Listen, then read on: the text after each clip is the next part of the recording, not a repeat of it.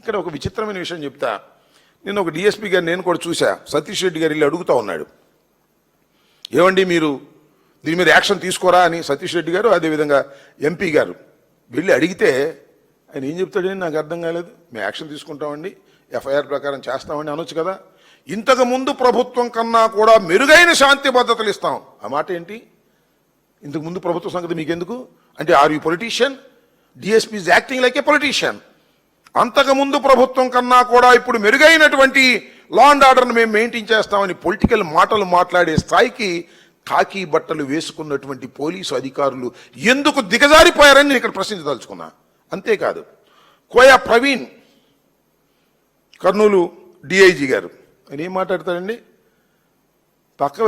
పక్క గ్రామానికి వెళ్ళి పత్తి వ్యాపారం ఏంటి అని అంటాడు. ఎన్నికల్లో మా నాయకులు పక్క గ్రామం వెళ్ళి ప్రచారం చేస్తే అక్కడ గొడవ జరిగితే అక్కడ మా వాళ్ళ మీద కొట్టి చంపడానికి ప్రయత్నం చేస్తే మా వాళ్ళు అంటున్నాడు పక్క గ్రామానికి వెళ్ళి పత్తి వ్యాపారం ఏంటని. నాకు అర్థం కాల.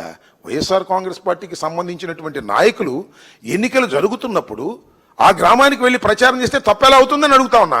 Who are you to question that? మీరు అక్కడ రక్షణ ఇవ్వాల్సినటువంటి బాధ్యత ఉంది, లా అండ్ ఆర్డర్ని కాపాడవలసినటువంటి బాధ్యత ఉంది. ఏం మాట్లాడతాడండి?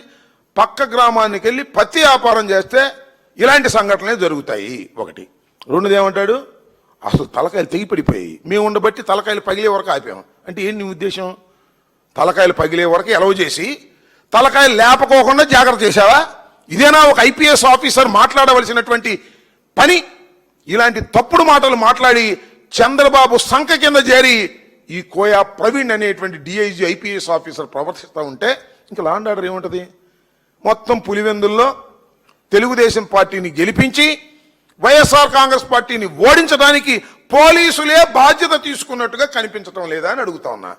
అయ్యా కొయ్య ప్రవీణ్ గారు, మీరు కాకి బట్టలు వేసుకొని చంద్రబాబు కాళ్ళ పూజ చేయడానికి కాదు మీరున్నది. మీరు లా అండ్ ఆర్డర్ కాపాడటానికి, ఇలాంటి సంఘటనలు జరిగినప్పుడు తక్షణమే రియాక్ట్ కావడానికి మీకు ఆ హక్కులు ఉన్నాయి. మీరు అలా కారు. చంద్రబాబు నాయుడు గారు మోచేత నీళ్లు తాగేటటువంటి పరిస్థితికి మీరు దిగజారిపోయారు. మా వాళ్ళ మీద కేసులు పెట్టారు, దెబ్బలు తగిన వాళ్ళ మీద. నేను అడుగుతా ఉన్నా, నిన్న రాము మీద అదేవిధంగా రమేష్ యాదవ్ మీద దాడి జరిగితే వాళ్ళ మీద 307 మీరు బుక్ చేశారు, ఎందుకు అరెస్ట్ చేయని అడుగుతా ఉన్నా.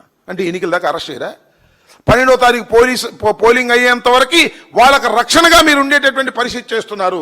ఏదో ఒక విధంగా వాళ్ళందరినీ విచ్చలవిడిగా తిరిగేటట్టుగా చేసి భయభ్రాంతులకు గురి చేసి ఏదో ఒక విధంగా వైఎస్ఆర్సీపీని ఓడించాలనేటువంటి దురుద్దేశంతో ఇవాళ అక్కడ ఉన్నటువంటి పోలీసు అధికారులు ప్రవర్తించడం చూస్తే ప్రజాస్వామ్యం ఎక్కడికి పోతుందో అర్థం కానటువంటి దౌర్భాగ్యమైన పరిస్థితికి ఇవాళ దిగజారిపోయిందని కూడా ఈ సందర్భంగా నేను చెప్పదలుచుకున్నా.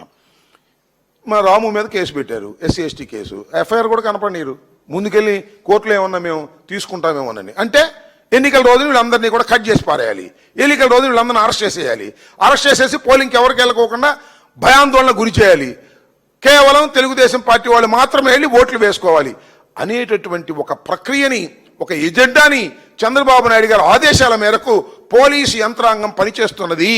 పోలీసు యంత్రాంగం ఈ విధమైన హామీ ఇవ్వబట్టే తెలుగుదేశం గూండాలు మా పార్టీ వారి మీద దాడి చేసి భయభ్రాంతులకు గురి చేస్తున్నారు. ఇది అప్రజాస్వామికమైనటువంటి విధానం.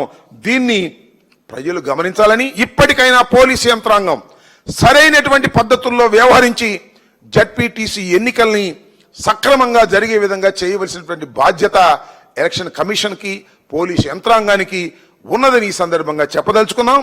ఆ కోయా ప్రవీణ్ గారిని ఈ సందర్భంగా హెచ్చరించదలుచుకున్నాను. మీరు ఈ పత్తి వ్యాపారాల గురించో మిర్చి వ్యాపారాల గురించో మాట్లాడటం కాదు, మీరు లా అండ్ ఆర్డర్ను కాపాడవలసినటువంటి బాధ్యత మీకున్నది. మీరు అదుపు తప్పి ప్రవర్తిస్తే మాత్రం సమాజం మిమ్మల్ని సహించదని కూడా ఈ సందర్భంగా నేను